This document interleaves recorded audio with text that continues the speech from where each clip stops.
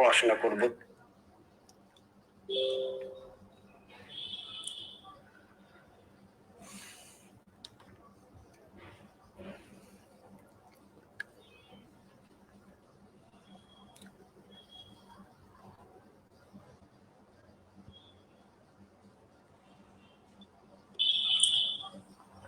আসসালামু আলাইকুম, সবাইকে স্বাগত আমাদের আজকের ক্লাসে। আমাকে একটু জানিয়ে দিন যে আপনারা আমার কথা শুনতে পাচ্ছেন কিনা এবং সবকিছু ঠিকঠাক আছে কিনা, ক্লিয়ার আছে কিনা একটু জানিয়ে দিন। আমরা আজকে বাংলা সাহিত্যের খুবই গুরুত্বপূর্ণ একটা টপিক নিয়ে আমরা আলোচনা করব। ওকে, সো আজকের ক্লাসটা খুবই ইম্পর্টেন্ট এবং আজকের ক্লাস থেকে চাকরি পরীক্ষাতে ইনশাল্লাহ একটা মার্ক পুরোপুরি কমন পাবেন ইনশাল্লাহ।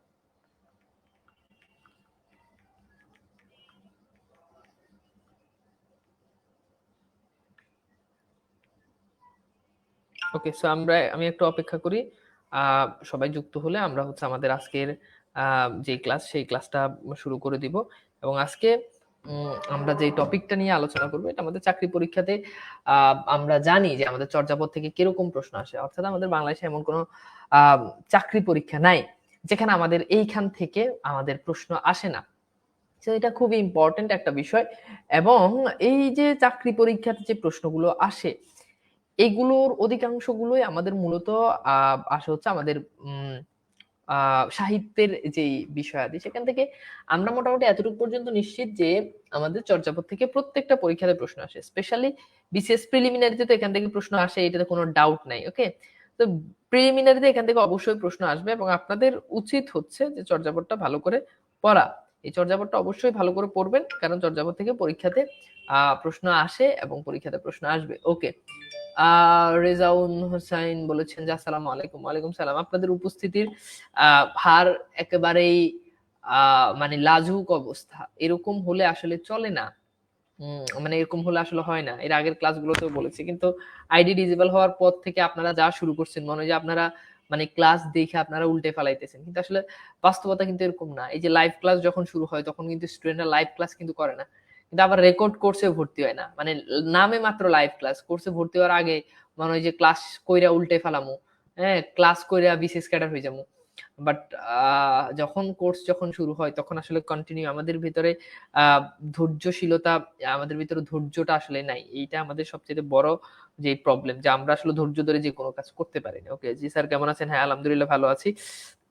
স্যার কেমন আছেন? হ্যাঁ আলহামদুলিল্লাহ ভালো আছি। জেবা, তো এইটা আমাদেরকে এই জিনিসটা আমাদেরকে একটু শিখতে হবে, ধৈর্যশীল আমাদেরকে হতে হবে, তাহলে পরে আমরা ভালো কিছু করতে পারবো। মনে রাখবেন চাকরি পরীক্ষা একটা ধৈর্যের ব্যাপার। এটা এই যে একটা চাকরি পরীক্ষা দিবেন, এই পরীক্ষাটা কিন্তু আরেকটা পরীক্ষা এখানে রয়েছে, সেটা হচ্ছে ধৈর্য পরীক্ষা। তো যাদের ধৈর্য বেশি তারাই চাকরি পায়, আর অধৈর্য মানুষজন চাকরি পায় না। তাড়াতাড়ি পড়ে ফেলবো, শেষ করে ফেলবো, এরকম হলে আসলে চাকরি হবে না। জি, জেবা বলেছেন যে নিয়মিত জেবা অলওয়েজ লাইভ ক্লাস করে, ধন্যবাদ জেবা।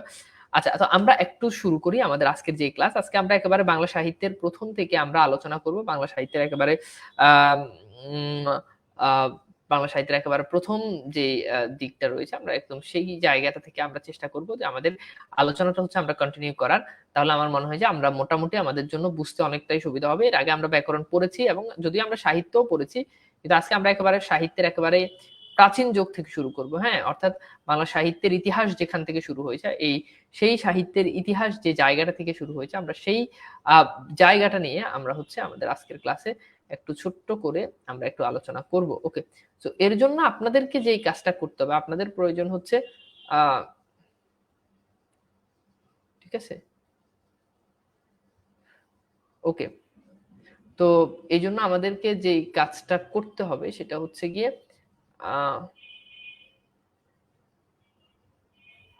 ঠিক আছে, ওকে,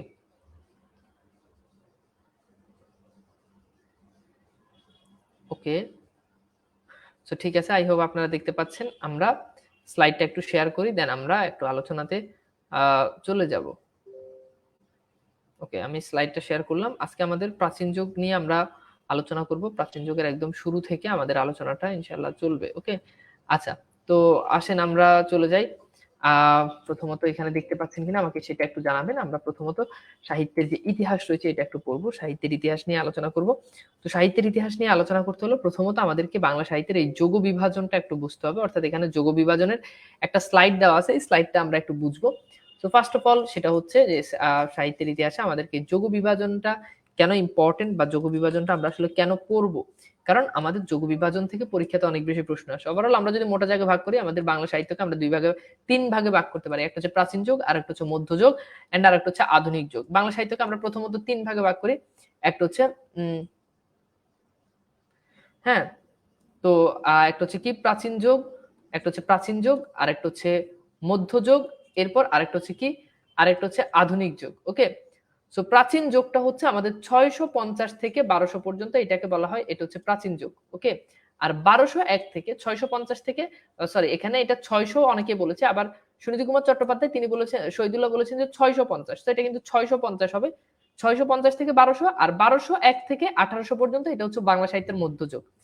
আর আধুনিক যুগটা হচ্ছে 1801 থেকে বর্তমান। তাহলে আমরা যদি হিসাব করি, ক্যালকুলেশনটা করলে আসলে ক্যালকুলেশনটা এমন দাঁড়ায়, অর্থাৎ 650 থেকে 1200 এটা, এরপর হচ্ছে 1201 থেকে 1800 এটা হচ্ছে আমাদের বাংলা সাহিত্যের মধ্যযুগ, আর আমাদের 1801 থেকে বর্তমান এই সময়টাকে আমরা বলি এটা হচ্ছে বাংলা সাহিত্যের আধুনিক যুগ। এই তিনটা যুগ মোটামুটি আমাদের ক্লিয়ার। এখন এই যে মধ্যযুগটা আছে একটু খেয়াল করে দেখেন, এই মধ্যযুগটাকে আমরা আবার তিন ভাগে ভাগ করি। একটা হচ্ছে প্রাক চৈতন্য যুগ, অর্থাৎ চৈতন্যদেব মধ্যযুগের একজন ধর্ম প্রচারক ছিলেন, তার নামে মূলত মধ্যযুগের নামকরণ করা হয়েছে। তো একটা হচ্ছে প্রাক চৈতন্য যুগ, মানে চৈতন্যের পূর্ব যুগ।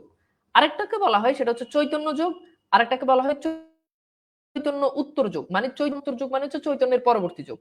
তো এখন প্রাক চৈতন্য যুগ যেটা, এটা হচ্ছে 1201 থেকে 1800 যুগ, 1 থেকে 1800 এটাকে বলা হয় এটা হচ্ছে চৈতন্য উত্তর যুগ, বা এটাকে চৈতন্য পরবর্তী যুগও বলা হয়, এটাকে চৈতন্য পরবর্তী যুগও এটাকে বলা হয়। ঠিক আছে, এখন এরপর আসেন আধুনিক যুগ যেটা রয়েছে। আধুনিক যুগকে আমরা আবার চার ভাগে ভাগ, মানে তিন ভাগে ভাগ করি। তার ভিতরে গদ্যের প্রস্তুতি সময় ধরা হয় এটা, আর রবীন্দ্রনাথের নামে আধুনিক যুগের নামকরণ করা হয়। এখানে আপনারা দেখতে পাচ্ছেন এগুলো থেকে সাধারণত আমাদের পরীক্ষাতে প্রশ্ন আসে না। এখন গুরুত্বপূর্ণ বিষয়টা একটু আপনাদেরকে বলে রাখি। তো এখান থেকে পরীক্ষাতে কেমন প্রশ্ন আসে, যে পরীক্ষাতে প্রশ্ন আসে যে আধুনিক যুগের নামকরণ করা হয়েছে কার নামে, উত্তর হচ্ছে রবীন্দ্রনাথের নামে। আর চৈতন্য, মানে চৈতন্য দেবের নামে নামকরণ করা হয়েছে কোনটা, সেটা হচ্ছে চৈতন্য দেবের নামে নামকরণ করা হয়েছে বাংলা সাহিত্যের মধ্যযুগ, বাংলা সাহিত্যের মধ্যযুগ। আশা করি ব্যাপারটা আপনারা মূলত মোটামুটি বুঝতে পেরেছেন। আমাকে একটু বলেন তো, যোগ বিভাজনের এই ব্যাপারটা আপনারা ক্লিয়ার কিনা, বাংলা সাহিত্যের যোগ বিভাজনের এই কনসেপ্টটা, এই স্লাইডটা আপনাদের কাছে ক্লিয়ার কিনা আমাকে একটু বলেন তো। বাংলা সাহিত্যে যোগ বিভাজনের এই কনসেপ্টটা বা এই ধারণাটা আপনাদের কাছে ক্লিয়ার কিনা। এখন আমরা একটু যদি এতটুকু পর্যন্ত যদি আমাকে যদি বলেন যে ভাইয়া বুঝতে পেরেছি বা ক্লিয়ার, তাহলে আমি আমাদের পরের আলোচনাতে আমি একটু চলে যাব, আমি একটু পরের আলোচনাতে চলে যাব। ওকে, ক্লিয়ার? ওকে, পাপিয়া বলেছে ক্লিয়ার। ওকে, ধন্যবাদ পাপিয়া। আমাকে বুঝলে বলবেন, অথবা ভাইয়া এই জিনিসটা বুঝি নাই, তাহলে আমি দরকার হলে এই জিনিসটা আবার রিপিট করব। ওকে, সব ক্লিয়ার।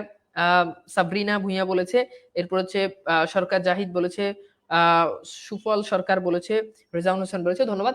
এইবার আসেন আমরা একটু আলোচনা করি চর্যাপদ নিয়ে। প্রথম কথা হচ্ছে আপনাদেরকে আমি যদি বলি যে চর্যাপদ কি, এই যে আমরা যে প্রাচীন যুগ পড়ি, অর্থাৎ 650 থেকে 1200, এটাকে আপনাদেরকে একটু বলে রাখি, সুনীতি কুমার চট্টোপাধ্যায় তিনি প্রাচীন যুগ বলেছেন যে 950 থেকে 1200, অর্থাৎ 650 থেকে 1200 এটা বলেছেন শহীদুল্লাহ, 950 থেকে 1200 এটা হচ্ছে পঞ্চদশ ষোড়শ শতাব্দী। এগুলো একটু বুঝান, এগুলো আমাদের বুঝার দরকার নেই, যদি এগুলো বুঝানোর দরকার হতো তাহলে এগুলো বুঝে দিতাম। এগুলো আমাদের পরীক্ষার জন্য ইম্পর্টেন্ট না, মানে মেইন আমাদের পরীক্ষাতে প্রশ্ন কি ধরনের আসে এটা একটু পরে বুঝতে পারবেন। তো যাই হোক, এখন খেয়াল করে দেখেন, এই যে আমরা যে বলে থাকি যে 600, এই যে প্রাচীন যুগটা যে আমরা পড়ে থাকি, এই প্রাচীন যুগে বাংলা সাহিত্যে একটা মাত্র গ্রন্থ পাই। এই গ্রন্থটার নাম হচ্ছে বাংলা সাহিত্যে, এটাকে বলা হয় এটা হচ্ছে চর্যাপদ। তাহলে প্রথম কথা হচ্ছে চর্যাপদ কি, যদি পরীক্ষাতে প্রশ্ন আসে, চর্যাপদ হচ্ছে এটা একটা গ্রন্থ। এটা কি, এটা হচ্ছে গ্রন্থ। তাহলে এটা কেমন গ্রন্থ, এটা হচ্ছে প্রাচীন যুগের একমাত্র গ্রন্থ, প্রাচীন যুগের একমাত্র গ্রন্থ যেটা বাংলায় লেখা হয়েছে। তাহলে প্রাচীন যুগে একমাত্র লেখা গ্রন্থ যেটা বাংলায় লেখা হয়েছে। এখন প্রশ্ন হতে পারে ভাই চর্যাপদ জিনিসটা আসলে কি, মানে চর্যাপদ জিনিসটা আসলে কি। চর্যাপদ হচ্ছে, আমি যদি সহজ করে বলি, বৌদ্ধ ধর্ম যে আছে, এই বৌদ্ধ ধর্মের অনেকগুলো শাখা ছিল, মানে আমাদের মুসলমানদের মধ্যে যেমন শিয়া সুন্নি আহলে হাদিস অনেক বিভাজন আছে না, আছে। তো বৌদ্ধদের ভিতরে অনেকগুলো এরকম বিভাজন ছিল, যেমন বৌদ্ধদের ভিতরে বিভাজনগুলো আপনাদেরকে যদি একটু বলি, যেমন বৌদ্ধদের ভিতরে ছিল মহাযান, হ্যাঁ এরকম ছিল মহাযান। তারপর হচ্ছে কি বৌদ্ধদের ভিতরে ছিল যে কালচক্রযান, কাল চক্র যান, এরকম আরো অনেকগুলো ছিল। এরপর ছিল হচ্ছে আমাদের হীনযান ছিল একটা। তো তো এদের ভিতরে বৌদ্ধদের ভিতরে একটা পন্থা ছিল যাদেরকে বলা হয় তারা হচ্ছে সহজ যান। এই যে সহজ যান যারা ছিল, এই সহজ যান যারা মানে যারা সহজ করে সবকিছুকে দেখতো, তারা বলে যে তারা সবকিছুকে সহজ করে দেখে, এজন্য এদেরকে বলা হয় সহজিয়া।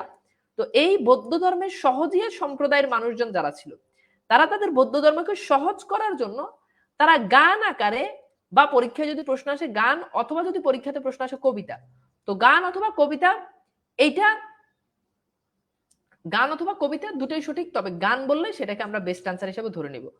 সেটাকে বলা হয় সেটা হচ্ছে গানের সংকলন, সেটাকে বলা হয় সেটা হচ্ছে গানের সংকলন। এখন খেয়াল করে দেখেন, এখন এই যে গানটা যে আছে মানে এই গান আকারে বা কবিতা আকারে তারা এই এই গ্রন্থটা তারা লিখেছে, এটাকে বলা হয় এটা হচ্ছে সহজিয়া গ্রন্থ, এটাকে বলা হয় এটা হচ্ছে চর্যাপদ। তাহলে আমরা যদি সহজ কথা বলি, বৌদ্ধ ধর্মের এক ধরনের শ্রেণী ছিল তারা হচ্ছে সহজিয়া। এই সহজিয়ারা বৌদ্ধ ধর্মকে সহজ করার লক্ষ্যে তারা গান বা কবিতা আকারে একটা গ্রন্থ লিখে, যেটার নাম হচ্ছে চর্যাপদ। চর্যাপদ প্রাচীন যুগের একমাত্র নিদর্শন, এবং চর্যাপদ যারা রচনা করেছে তাদেরকে বলা হয় সহজিয়া বৌদ্ধ। তাদেরকে কি বলা হয়? তাদেরকে বলা হয় সহজিয়া বৌদ্ধ। এই কনসেপ্টটা ক্লিয়ার কিনা আমাকে একটু বলেন তো, যে চর্যাপদ জিনিসটা আসলে কি? এতটুকু পর্যন্ত আমরা কি বুঝতে পেরেছি? যদি বুঝেন তাহলে আমাকে একটু বলেন যে ভাইয়া আমি এতটুকু পর্যন্ত ক্লিয়ার, তাহলে আমি একটু সামনে আগাই। আমাকে একটু বলেন তো যে এতটুকু পর্যন্ত আপনাদের এই জিনিসটা, এই কনসেপ্টটা আপনাদের কাছে পরিষ্কার কিনা একটু বলেন। ওকে, তো যদি ক্লিয়ার হন তাহলে আসেন আমরা একটু এরপর আমরা আমাদের যে মেইন যে বিষয়াদি রয়েছে সেগুলোতে আমরা একটু আলোচনায় চলে যাই। ওকে, আচ্ছা এইবার আসেন। ওকে ফাইন, খেয়াল করেন, ক্লিয়ার? Okay clear, fine. এবার আসেন এখানে আমরা এখন দেখবো যে এখানে যে চর্যাপদ নিয়ে অনেক আলোচনা আছে। দেখেন এই আলোচনাটা আপনাদেরকে একটু বুঝাই, আমি মুখে বলে দিয়েছি। বাংলা ভাষার আদি তথা প্রাচীনতম নিদর্শন চর্যাপদ। চর্যাপদগুলোর উপর ভিত্তি করে বাংলা সাহিত্যের যোগ বিভাজন করা হয়েছে, অর্থাৎ চর্যাপদ পাওয়ার পর আমরা বাংলা সাহিত্যে যোগ বিভাজন করতে পেরেছি। ওকে, চর্যা শব্দের সাধারণ অর্থ হলো আচার আচরণ, খুবই ইম্পর্টেন্ট, এর থেকে পরীক্ষাতে প্রশ্ন আসে। পরীক্ষাতে প্রশ্ন আসে যে চর্যা শব্দের সাধারণ অর্থ কি? চর্যা শব্দের সাধারণ অর্থ হচ্ছে আচার বা আচরণ। বিশেষ অর্থে চর্যা বলতে বোঝায় সাধক বা ঋষিদের বহুলব্ধ ধ্যান গম্ভীর আচার আচরণ। ওই যে যারা সহজিয়া ছিল তাদের বহুলব্ধ ধ্যান বা তাদের আচার আচরণ, সেটাই। চর্যার লেখকরা হলেন বৌদ্ধ সহজিয়া সাধক, যেটা আমি আপনাদেরকে আগেই বলেছি।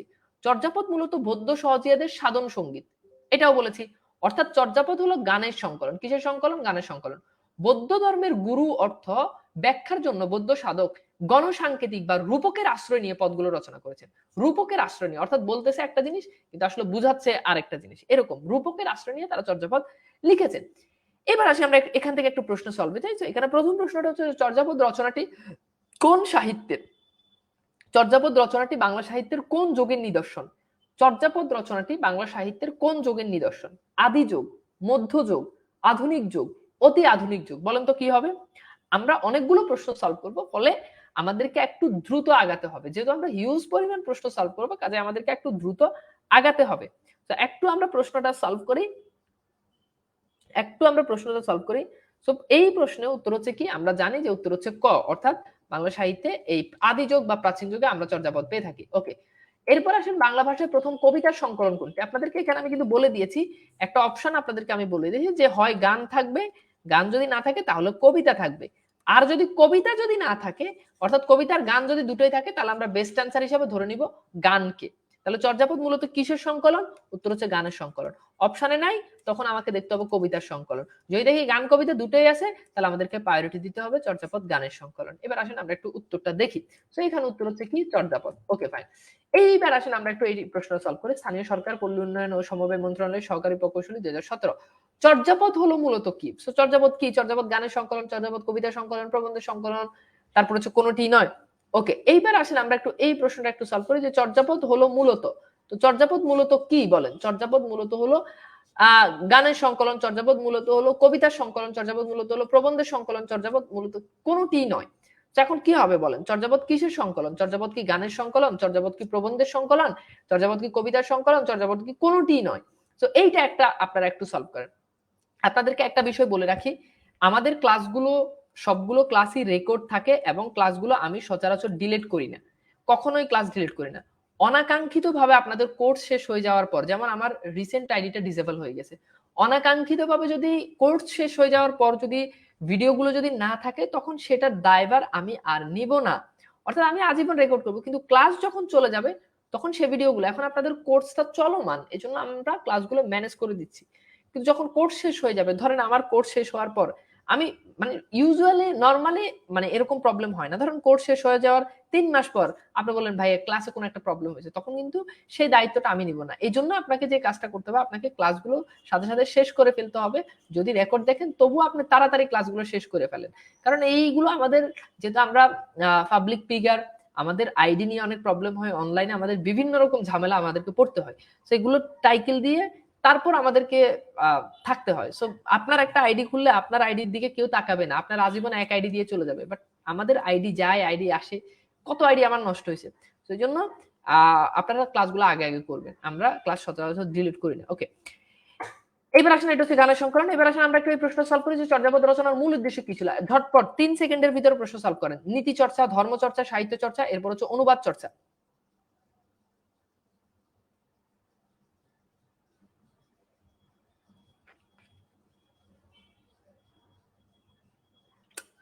কি হবে বলেন তো? চর্যাপদ রচনার উদ্দেশ্য কি ছিল? চর্যাপদ রচনার উদ্দেশ্য কি ছিল? চর্যাপদ রচনার উদ্দেশ্য ছিল, যেহেতু আমরা বলেছি যে এটা বৌদ্ধ ধর্মের সাথে সম্পর্কিত, তার মানে এটা অবশ্যই আমাদের ধর্মচর্চা হবে। ওকে, এরপর আসলে আমরা এই প্রশ্ন সলভ করি, চর্যাপদ কোন ধর্ম অবলম্বীদের সাহিত্য। দেখেন আমি যা পড়াচ্ছি, যেই কন্টেন্টটা আমি পড়াচ্ছি, ঠিক ওই কন্টেন্টের ভিতর থেকে পরীক্ষাতে প্রশ্নগুলো আসছে, ঠিক আছে? তো চর্যাপদ কোন ধর্মাবলম্বীদের সাহিত্য, উত্তর কি হবে? সনাতন, হিন্দু, সহজিয়া, বৌদ্ধ, জৈন, হরিজন, কি হবে বলেন তো?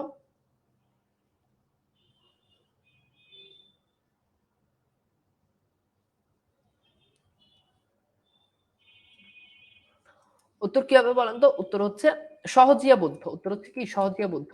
আচ্ছা, এরপর আসেন 40তম বিশেষ আসা প্রশ্ন, চর্যাপদের সাথে কোন ধর্মের নাম সংশ্লিষ্ট? ইসলাম, খ্রিস্ট, শিখ, বৌদ্ধ। দ্রুত, সময় মাত্র 4 সেকেন্ড, এই প্রশ্নটা একটু সলভ করেন দ্রুত।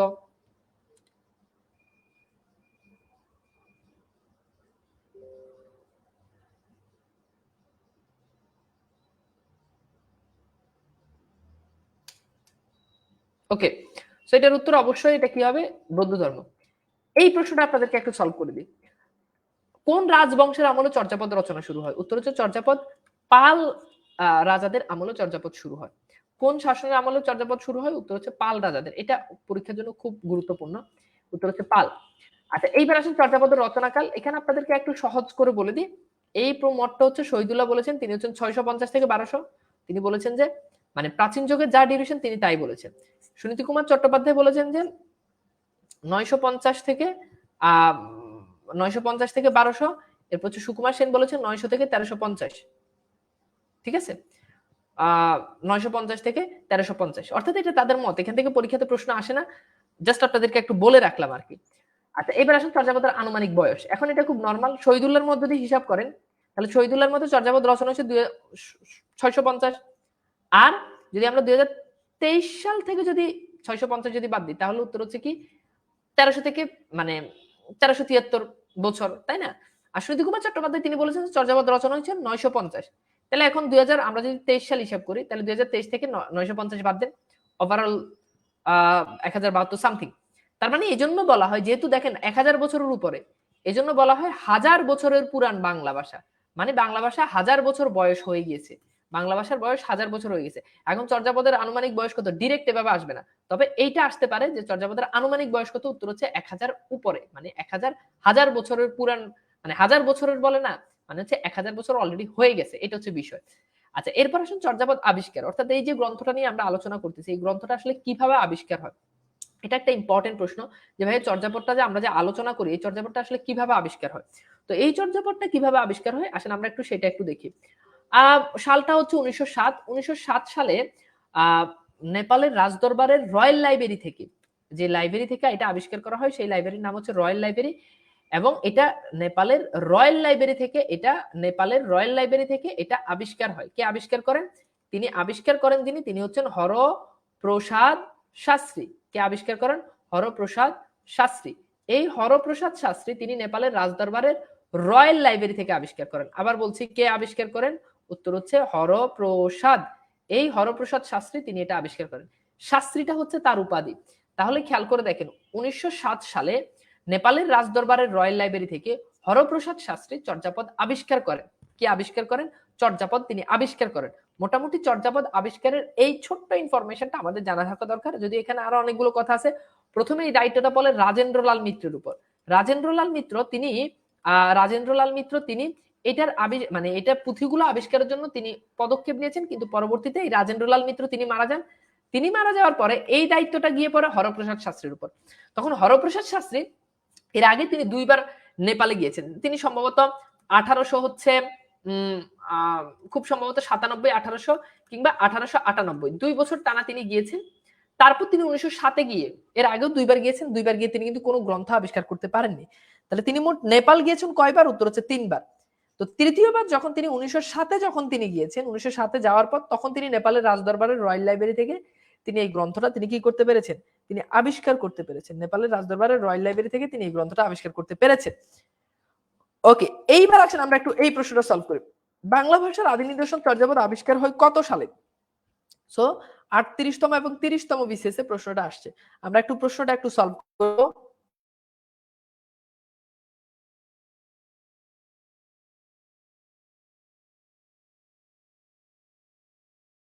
এই প্রশ্নটা সলভ করি।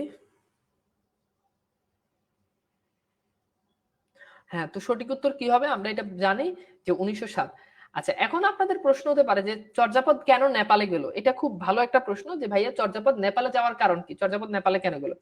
এর কারণটা হচ্ছে চর্যাপদ রচনা হয় পাল শাসন আমলে, ঠিক আছে? তো এই পালদের পরে যারা শাসন করেছে তারা হচ্ছে সেন, মানে হিন্দু। এই সেনদের পাওয়ারের কারণে বা প্রতাপের কারণে এই পালরা কিন্তু টিকতে পারে না। পরবর্তীতে এই পালরা নেপাল চলে গিয়েছে। কোথায় চলে গিয়েছে? তারা নেপাল চলে গিয়েছে। তো যেহেতু চর্যাপদ তাদের গ্রন্থ, এজন্য তাদের সাথে চর্যাপদ নেপালে চলে গিয়েছে বলে ধারণা করা হয়। এটা আপনাদের একটা কৌতূহল, পরীক্ষাতে যদি এরকম প্রশ্ন আসবে না, রিটেনে আসলেও আসতে পারে। তাহলে মেইন কথা হচ্ছে পাল রাজারা সেন রাজাদের প্রতাপের কারণে টিকে থাকতে পারেনি এবং পাল রাজারা নেপালের দিকে চলে গিয়েছিল, এই জন্য ধারণা করা হয় চর্যাপদ নেপালে গিয়েছে। এবার আসেন প্রাচীন যুগে আবিষ্কৃত সাহিত্যকর্ম। চর্যাপদ আবিষ্কার হয়েছে, মনে রাখবেন চর্যাপদের সাথে আরো 3টা গ্রন্থ আবিষ্কার হয়েছে। অর্থাৎ ওই যে নেপালের রাজদরবারের রয়্যাল লাইব্রেরি থেকে নাম্বার 1 একটা হচ্ছে চর্যাপদ তো আবিষ্কার হলোই, এই চর্যাপদ এটা আবিষ্কার হয়েছে, এটা প্রাচীন যুগের গ্রন্থ, এটাতে কোনো সন্দেহ নাই। নাম্বার 2 আরেকটা আবিষ্কার হয়েছে, সেটার নাম হচ্ছে ডাকার নব। সেটার নাম কি? সেটার নাম হচ্ছে ডাকার নব। তো একটা কি ছিল? একটা ছিল, এটা ছিল কি? এটা ছিল ডাকার নব, ঠিক আছে? ডাকার নব এটা। আচ্ছা, এরপর আসেন 3 নাম্বার আরেকটা আবিষ্কার হয়েছে, সেটার নাম হচ্ছে সরহপাদের দোহা। সরহপাদের দোহা, ওকে, এইটা। এরপর 4 নাম্বার আরেকটা আবিষ্কার হয়েছে, সেটা হচ্ছে কৃষ্ণাচার্যের দোহা। কৃষ্ণাচার্যের দোহা। এই হচ্ছে মোটামুটি আমাদের এই 4টা গ্রন্থ আবিষ্কার হয়েছে। এখন প্রশ্ন হচ্ছে তাহলে ভাই আমরা চর্যাপদ নিয়ে এত আলোচনা করি, বাকিগুলো নিয়ে কেন আলোচনা করি না? কারণ একটাই, যে চর্যাপদ যেগুলো রয়েছে এই চর্যাপদের ভাষাটা ছিল বাংলা, বাকি 3টে এগুলোর ভাষা কিন্তু বাংলা ছিল না। এই 3টার ভাষা ছিল অপভ্রংশ। এই 3টার ভাষা কি ছিল? এই 3টার ভাষা ছিল অপভ্রংশ। এই 3টার ভাষা কি ছিল? এই 3টার ভাষা ছিল অপভ্রংশ। ব্যাপারটা বুঝতে পেরেছেন? তো এজন্য আমরা চর্যাপদ নিয়ে আবিষ্কার করি, মানে আলোচনা করি, বাকিগুলো নিয়ে আলোচনা করি না, কারণ বাকিগুলো বাংলা ভাষায় রচনা ছিল না। এখন এই যে এগুলো আবিষ্কার হলো, পরবর্তীতে এগুলো প্রকাশিত হয়, কিভাবে প্রকাশিত হয় সেই জিনিসটা নিয়ে আমরা একটু আলোচনা করব পরবর্তীতে। তো এখনই আলোচনা করে শেষ করে দিই, তাহলে পরে আর ঝামেলা হবে না। তো যখন আবিষ্কার হবে, তখন হরপ্রসাদ শাস্ত্রী তিনিই কিন্তু এটা সম্পাদনার কাজ করেছেন। তাহলে এটা সম্পাদক কে ছিলেন? এটা সম্পাদক যিনি, এটার আবিষ্কারও তিনি, অর্থাৎ আবিষ্কার এবং সম্পাদক দুজনেই হচ্ছেন হরপ্রসাদ শাস্ত্রী, দুজনেই হরপ্রসাদ শাস্ত্রী। এখন তিনি যখন আবিষ্কার করলেন, খুব গুরুত্বপূর্ণ একটা বিষয়, তিনি এটা যখন আবিষ্কার করলেন তখন তিনি বঙ্গীয় সাহিত্য পরিষদ থেকে তিনি এটা আবিষ্কার করলেন। বঙ্গীয় সাহিত্য পরিষদ, এখান থেকে পরীক্ষাতে প্রশ্ন আসে যে চর্যাপদ আবিষ্কার মানে কোথা থেকে প্রকাশিত হয়? উত্তর হচ্ছে বঙ্গীয় সাহিত্য পরিষদ। এখন চর্যাপদ বঙ্গীয় সাহিত্য পরিষদ থেকে যে আবিষ্কার হবে, এখন চর্যাপদ আবিষ্কার কত সালে হয়েছিল? সেটা হচ্ছে 1916 সালে চর্যাপদ আবিষ্কার হয়েছিল। আবার আপনাদেরকে স্মরণ করিয়ে দিচ্ছি, 1907 সালে চর্যাপদ আবিষ্কার হয়, কিন্তু 1916 সালে চর্যাপদ প্রকাশিত হয়। এখন চর্যাপদ কোন নামে প্রকাশিত হয়? চর্যাপদ যেই নামে প্রকাশিত হয় সেটা হচ্ছে হাজার বছরের, খুব গুরুত্বপূর্ণ, এটা একটু খেয়াল করেন, হাজার বছরের পুরাণ বাংলা ভাষার, হাজার বছরের পুরাণ বাংলা ভাষার বৌদ্ধ গান ও দোহা, বৌদ্ধ গান ও দোহা নামে চর্যাপদ প্রকাশিত হয়। তাহলে খেয়াল করে দেখেন চর্যাপদ কি নামে প্রকাশিত হয়? উত্তর হচ্ছে 1000 বছরের পুরাণ বাংলা ভাষার বদ্য গান ও দোহা এই নামে চর্যাপদ প্রকাশিত হয়। কত সালে প্রকাশিত হয়? 1916 সালে। কোথা থেকে প্রকাশিত হয়? বঙ্গীয় সাহিত্য পরিষদ থেকে। আবিষ্কার কে করেন? হরপ্রসাদ শাস্ত্রী। সম্পাদনা কে করেন? হরপ্রসাদ শাস্ত্রী। ওকে, এইবার আসুন চর্যাপদের নাম।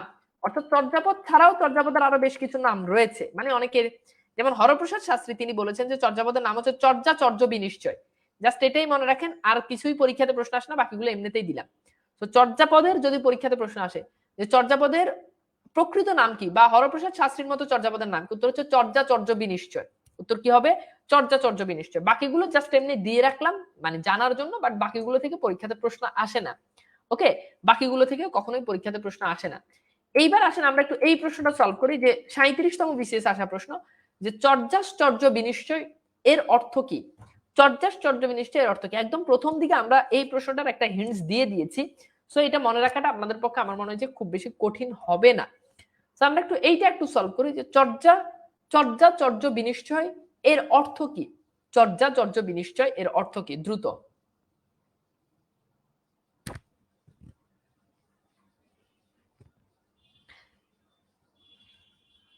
আমি আপনাদেরকে আবার একটু স্মরণ করিয়ে দিচ্ছি, আবার মনে করিয়ে দিচ্ছি, আমাদের ক্লাস, যে ক্লাসগুলো হচ্ছে এই ক্লাসগুলো আজীবন রেকর্ড থাকবে, কিন্তু কোর্স শেষ হয়ে যাওয়ার পরে যদি আনফরচুনেটলি যদি কোনো প্রবলেম হয়, তাহলে সেক্ষেত্রে ক্লাসগুলো আর পাবেন না। আমি বলছি না কোনো প্রবলেম হবে, বাট প্রবলেম কিন্তু বলে কই আসে না। যেমন আমার একটা আইডি 50,000-এর উপর আমার আইডির ফলোয়ার, সেই আইডিটা ডিসেবল হয়ে গেছে। সেই আইডিটা যদিও আনার ট্রাই করতেছি, ইনশাল্লাহ সেই আইডিটা ফিরে আসবে, বাট আনফরচুনেটলি একটা প্রবলেম হয়ে যেতেই পারে, তখন কিন্তু সেই দায়িত্বটা আমরা নিব না। আমাদের ক্লাস আজীবন রেকর্ড থাকে।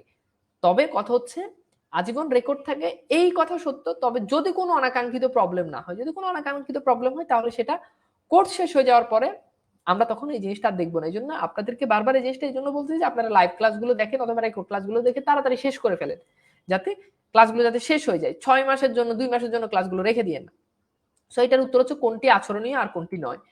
এখন প্রশ্ন হচ্ছে চর্যাপদের ভাষা কি? তো চর্যাপদের ভাষা নিয়ে অনেক বিতর্ক রয়েছে। আমি যদি আপনাদেরকে একটু সহজ করে বলি, চর্যাপদের ভাষাকে অনেকেই বলেছেন যে চর্যাপদের ভাষা এটা হচ্ছে আলো আধারী ভাষা। এটাও বলেছেন হরপ্রসাদ শাস্ত্রী। তিনি বলেছেন যে চর্যাপদের ভাষা হচ্ছে আলো আধারী ভাষা।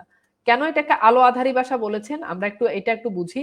কারণ চর্যাপদের ভাষা আলোর মতো একটু একটু বোঝা যায়, আবার অন্ধকারের মতো একদম কোনো কিছুই বোঝা যায় না এরকম।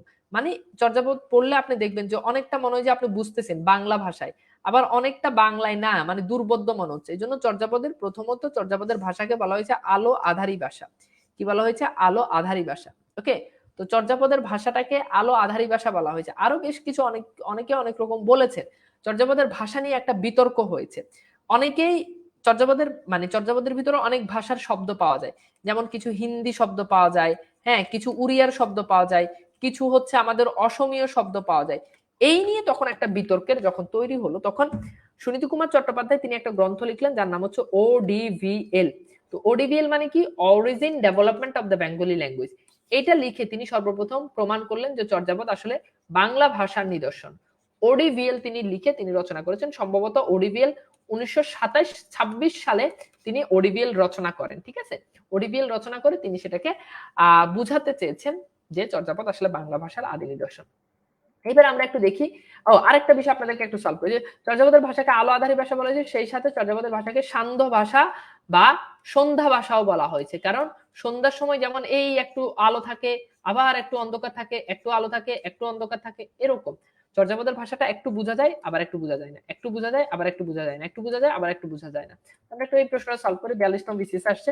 তো প্রশ্নটা হচ্ছে সান্ধ্য ভাষা মানে কি? ওই যে সান্ধ্য ভাষা মূলত ওই সন্ধ্যা থেকে আসছে, যেটা আপনাদেরকে বলেছি। সো কোন সাহিত্যকর্মে সান্ধ্য ভাষার প্রয়োগ রয়েছে? আমরা একটু প্রশ্নটা একটু সলভ করি দ্রুত।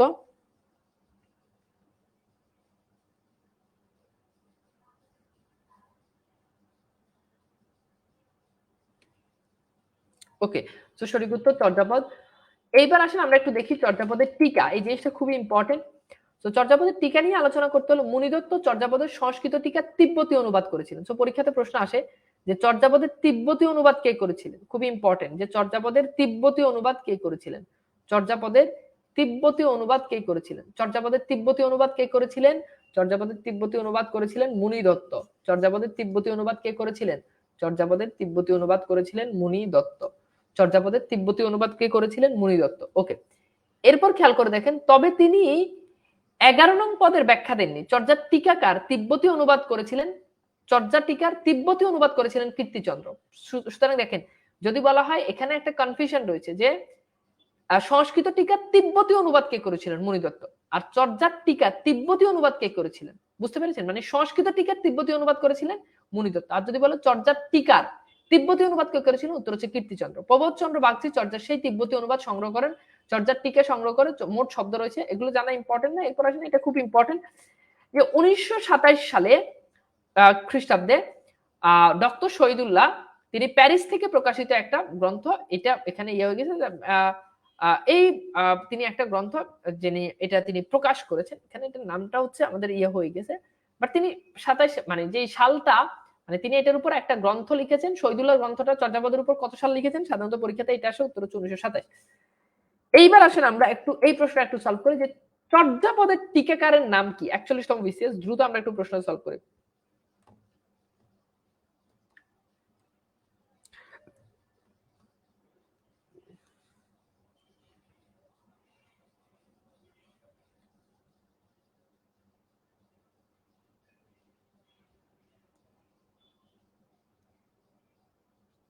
ওকে, সো এটার উত্তর কি? এটার উত্তর আমরা পারবো, এটার উত্তর হচ্ছে মুনি দত্ত।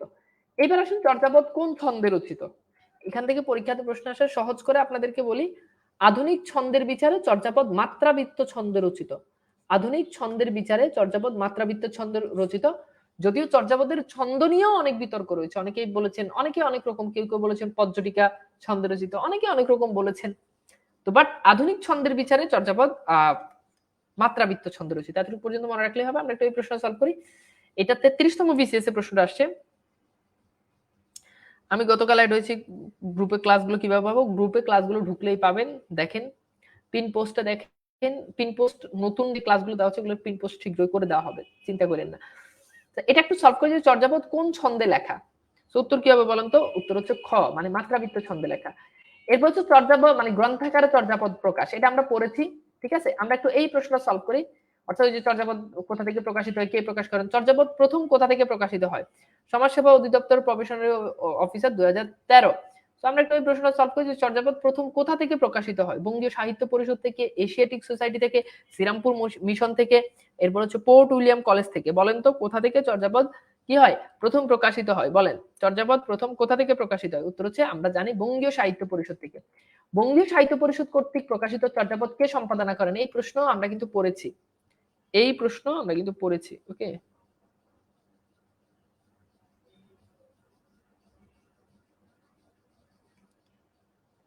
আচ্ছা, সো এটার উত্তর আমরা জানি, এটার উত্তর হচ্ছে ডক্টর মোহাম্মদ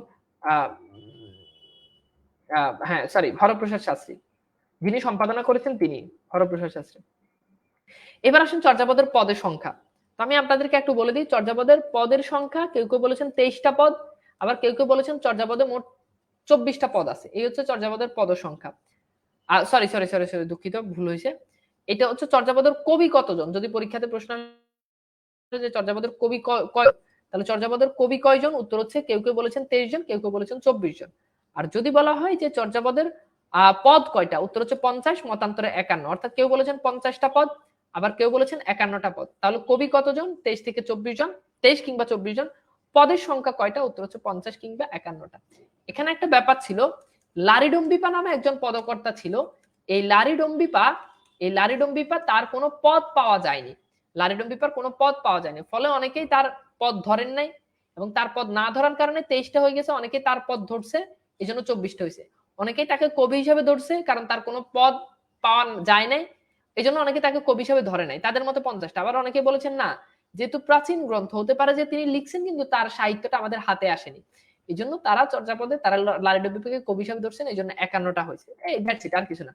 আচ্ছা, এইবার আসেন চর্যাপদের, এইবার আসেন এটা একটু সলভ করি যে চর্যাপদের আবিষ্কৃত পদ সংখ্যা। আমরা বলেছি যে পদ সংখ্যা কেউ বলেছেন 50 এবং কেউ বলেছেন 51, বাট আবিষ্কার কয়টা হয়েছে যদি পরীক্ষাতে প্রশ্ন আসে? আবিষ্কৃত পদ সংখ্যা হচ্ছে 46.5টি। এই যে 46.5টি, ঠিক আছে, 46.5টি। এখন আপনাদের প্রশ্ন হতে পারে যে 46.5 কেন হলো? এর একটা কারণ হচ্ছে যে একটা পদ, অর্থাৎ 23 নম্বর যে পদটা ছিল এই পদটা আংশিক পাওয়া গিয়েছে। এজন্য চর্যাপদের পদ সংখ্যা 46.5টি। আবার বলছি 46.5টি। কারণ কি? কারণ একটা পদের আংশিক পাওয়া গিয়েছে, এজন্য আমরা পূর্ণাঙ্গ পদ হিসাবে ওটাকে ধরতে পারি নাই। এবার আসেন, চর্যাপদে মোট পত্র সংখ্যা কয়টা? মোট পত্র আছে 69টা।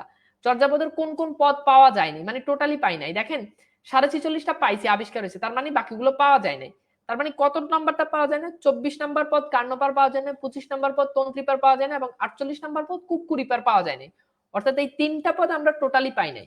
আর ওই যে খণ্ডিত আকারে যেটা ওই যে বললাম না, যে সেটা হচ্ছে বুসুকুপা 23 নাম্বার যে পদটা আছে, এই ভূসুকুপা এটা হচ্ছে কবির নাম, বুঝতে পেরেছেন? এই যে কান্নপা, তন্ত্রীপা, কুক্কুরিপা, এরা হচ্ছে চর্যাপদের কবি। এদের সঙ্গে পা কেন যুক্ত হয় জানেন?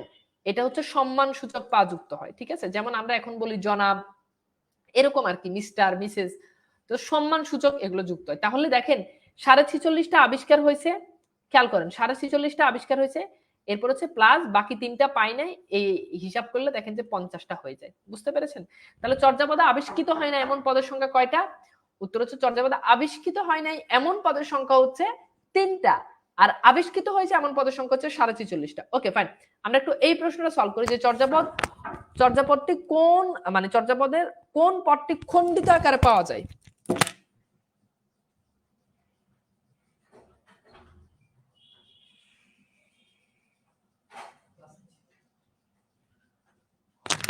ওকে, তো আমরা তাহলে এটা একটু সলভ করি যে, হ্যাঁ ভেরি গুড, এটার উত্তর হচ্ছে কি? এটার উত্তর হচ্ছে, আমরা একটু দেখি যে এটার উত্তর হচ্ছে 23 নং পদ। অর্থাৎ 23 নং যে পদটা আছে, এই পদটা কি? এই পদটা হচ্ছে এটা ভূসুকুপার পদ। পরীক্ষা যদি প্রশ্ন আসে যে চর্যার এই পদটা রচনা করেছেন কে, উত্তর হচ্ছে এই পদটা রচনা করেছেন ভূসুকুপা। তিনি চর্যাপদের 23 নাম্বার পদটা তিনি কি করেছেন? Very good. আচ্ছা, একজন ভালো প্রশ্ন হচ্ছে চর্যাপদের পদগুলো কিভাবে নির্ণয় হয়েছে? Very good. তো প্রশ্ন হচ্ছে যদি চর্যাপদ আমরা আবিষ্কার করি, তাহলে মানে চর্যাপদ তো 3টা সংখ্যা, তো মানে 3টা তো পাওয়াই যায় না, তাহলে আপনি কিভাবে বুঝছেন যে এই 3টা এর পদ? ব্যাপারটা হচ্ছে সেখানে ওই যে টিকা ছিল না চর্যাপদের, এই টিকার ভিতরে এগুলোর বিস্তারিত লেখা ছিল।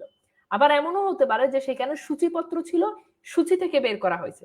অনেকেই বলে থাকেন যে এগুলো টিকা থেকে আমরা দেখে দেখে এগুলো বের করছি, এই আর কিছু না। ওকে, আমরা পরের 2টা প্রশ্ন এখানে যাই। প্রথম প্রশ্ন হচ্ছে বাংলা সাহিত্যের প্রথম নিদর্শন চর্যাপদের পদ সংখ্যা কত? দ্বিতীয় প্রশ্ন হচ্ছে চর্যাপদের গানগুলোর সংখ্যা কত? তো দেখেন 2টা প্রশ্ন সলভ করেন। 2টা প্রশ্ন আমি কিন্তু আগেও বলছি, উত্তর একটা, মানে যেগুলো বিতর্কিত প্রশ্ন এগুলোর উত্তর অপশনে যে কোনো একটা দেওয়া থাকবে। ওকে, যে কোনো একটা দেওয়া থাকবে। ওকে, আমরা একটু প্রশ্নটা একটু সলভ করি।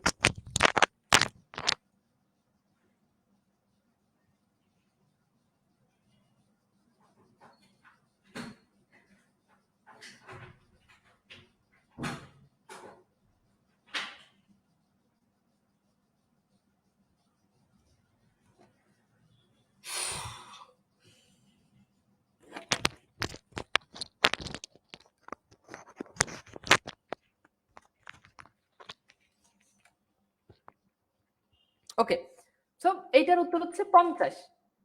সরি, প্রথম নিদর্শন চর্যাপদের পদ সংখ্যা কত? দুঃখিত, এখানে এটার উত্তর হবে, এটার উত্তর হবে 50টা। ওকে, আর যদি আবিষ্কৃত বলতো তাহলে সেক্ষেত্রে 46টা, আর এটার উত্তর হচ্ছে কয়টা? 51টা। দেখেন এখানে কিন্তু 51 নাই, এই জন্য এখানে 50 উত্তর। আবার দেখেন এখানে কিন্তু 50 নাই, তো বুঝতে পারছেন? এই যে আমি যে বলছি 50 কিংবা 51, এখানে কিন্তু কথা আছে, অপশন আপনার যে কোনো একটা দেওয়া থাকবে। ওকে, আচ্ছা, এরপর আসলে আমরা একটু দেখি চর্যাপদের প্রবাদ। চর্যাপদে আমরা মোট 6টা প্রবাদ পাই, এটা হচ্ছে আমাদের সেই 6টা প্রবাদ যেগুলো আমরা চর্যাপদে পেয়ে থাকি। তো পরীক্ষাতে প্রশ্ন আসবে যে চর্যাপদে মোট কয়টা প্রবাদ আছে।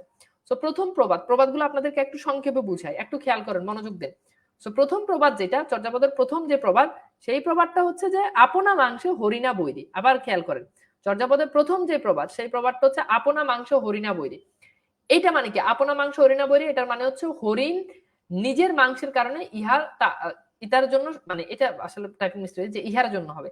হরিণের মাংস মানে তার নিজের মাংসের কারণে সে মানুষের কাছে শত্রু। অ্যাকচুয়ালি হরিণের মাংস খুব মজাদার, তো খুব টেস্টি।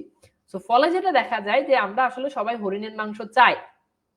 তো এই হচ্ছে বিষয় যে চর্যাপদে আমরা যেই মানে চর্যাপদে যে প্রথম যে প্রবাদটা, সেটা হচ্ছে আপনা মাংস হরিণা বৈরী, মানে হরিণ তার নিজের মাংসের কারণে সবাই শত্রু, মানে হরিণের মাংস খুব সুস্বাদু, এই জন্য সবাই তাকে শিকার করতে চায়।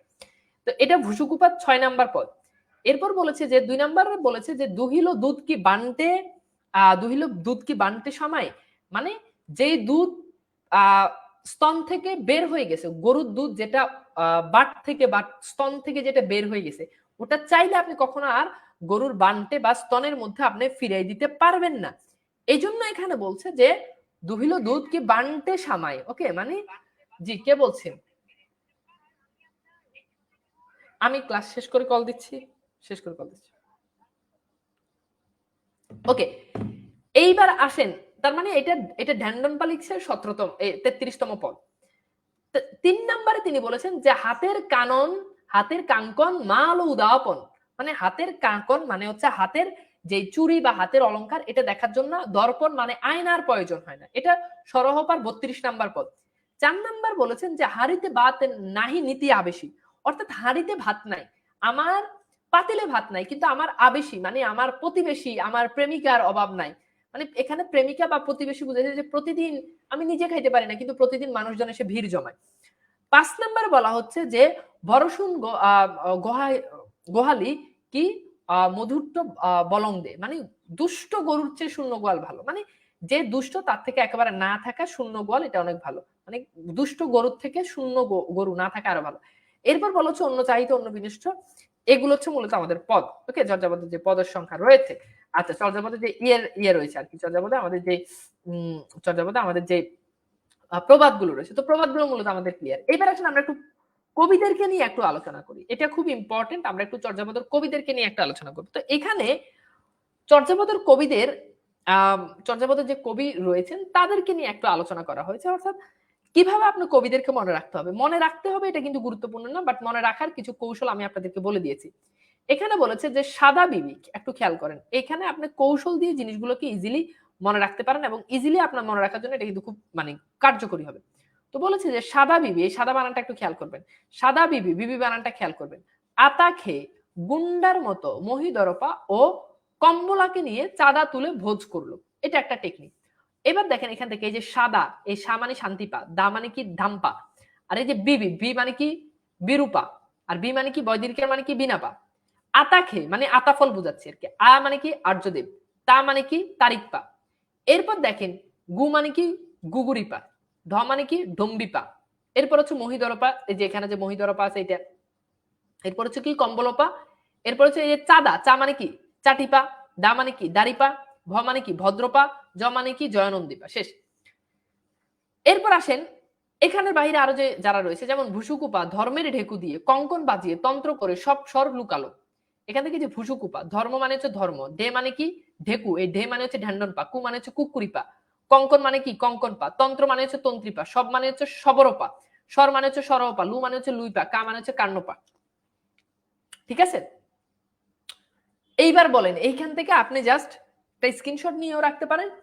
এখান থেকে আপনি ইজিলি চর্যাপদের যে কবি রয়েছে এই কবিদেরকে আপনি এখান থেকে খুব সহজে আপনি মনে রাখতে পারেন। এখন আমি আপনাদেরকে কিছু কথাবার্তা একটু বলি যেগুলো আমাদের পরীক্ষার জন্য ইম্পর্টেন্ট। তো কথাটা হচ্ছে আমরা যদি খেয়াল করে দেখি যে চর্যাপদের আদি কবিকে, খুব মানে প্রথম কবি কাকে বলা হয়, তো চর্যাপদের আদি কবি বললে উত্তর হচ্ছে লুইপা। এই লুইপা হচ্ছে চর্যাপদের আদি কবি এবং চর্যাপদের প্রথম যে পদ, 1 নাম্বার যে পদ, এটা লিখেছেন লুইপা। তাহলে যদি পরীক্ষাতে প্রশ্ন আসে চর্যাপদের 1 নাম্বার পদ কে লিখেছেন, উত্তর হচ্ছে লুইপা। চর্যা কা তরুবর পঞ্চবি ঢালো চঞ্চল চিয়ে পৈঠা কালো, এই পদটা কে লিখেছেন, উত্তর হচ্ছে লুইপা। চর্যাপদের সবচেয়ে বেশি পদ রচনা করেছেন, বেশি, সেটা হচ্ছে কান্নপা। বেশি পদ কে রচনা করেছেন, কান্নপা। কান্নপার রচিত পদ কয়টা, উত্তর হচ্ছে 13টা। কান্নপার রচিত পদ কয়টা, উত্তর হচ্ছে 13টা। খুবই গুরুত্বপূর্ণ ইনফরমেশন গুলো আমি কিন্তু দিয়ে দিচ্ছি। চর্যাপদে কোন কবি, চর্যাপদে মহিলা কবি কাকে বলা হয়, উত্তর হচ্ছে কুক্কুরিপা। বলা হয়ে থাকে যে কুক্কুরিপা তিনি চর্যাপদের একমাত্র মহিলা কবি। তাহলে চর্যাপদের একমাত্র মহিলা কবি বলা হয় তাকে কাকে, উত্তর হচ্ছে কুক্কুরিপাকে। কাকে বলা হয় তাকে বলেন, উত্তর হচ্ছে কুক্কুরিপাকে। চর্যাপদের একমাত্র মহিলা কবিকে, উত্তর হচ্ছে কুক্কুরিপা। চর্যাপদের বাঙালি কবি কাকে বলা হয় তাকে, উত্তর হচ্ছে ভুসুকুপা। চর্যাপদের বাঙালি কবি কাকে বলা হয় তাকে, উত্তর হচ্ছে ভুসুকুপা। চর্যাপদের বাঙালি কবি কাকে বলা হয় তাকে, উত্তর হচ্ছে ভুসুকুপা।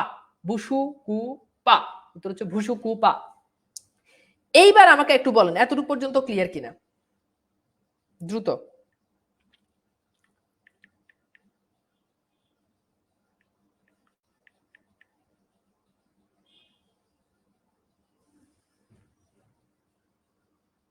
বুঝছেন?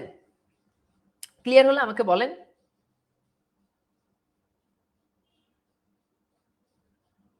ওকে, আরেকটা ইনফরমেশন দিয়ে থাকি। চর্যাপদে এই যে বাঙালি কবি বুসুকুপা তিনি মোট 8টা পদ রচনা করেছেন এবং এই 8টা পদ রচনা করে তিনি দ্বিতীয় অবস্থানে রয়েছেন। তিনি কোন অবস্থানে রয়েছেন? তিনি দ্বিতীয় অবস্থানে রয়েছেন। ওকে, আচ্ছা।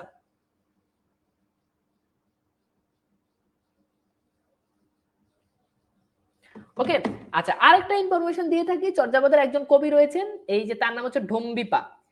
তো শহীদুল্লাহ বলেছেন যে ঢম্বিপা তিনি পেশায় একজন রাজা ছিলেন। পেশায় একজন কি ছিলেন? তিনি পেশায় একজন রাজা ছিলেন। ওকে, এগুলো একটু মনে রাখবেন।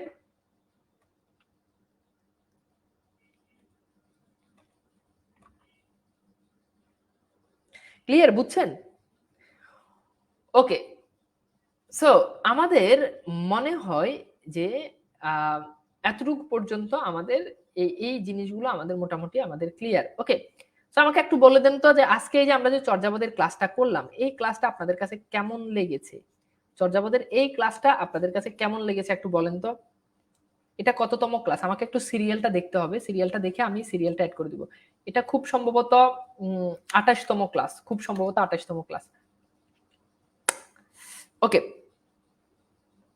চর্যাপদের পদগুলো মনে রাখার কৌশল চর্যাপদের সবগুলো পদ মনে রাখা লাগবে না। আপনার পরীক্ষাতে কখনোই আসবে না যে চর্যাপদের 10তম পদ কে লিখছে, এগুলো আসবে না, কখনোই আসে না।